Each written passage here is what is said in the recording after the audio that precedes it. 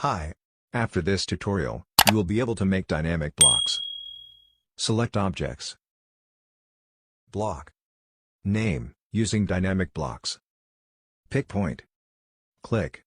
Open in Block Editor. Click OK. Parameters. Linear. Start. End. Select the parameter. Right-click. Grid Display. 1. Select the parameter. Properties. Dist type, increment. Dist increment, 60. Actions. Stretch. Select the parameter. Select the parameter point. Create the stretch frame. Select objects to stretch. Enter. Array. Select parameter. Select objects to array. Distance, 60 centimeters. Block editor.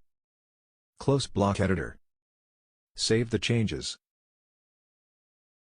Move from the base point.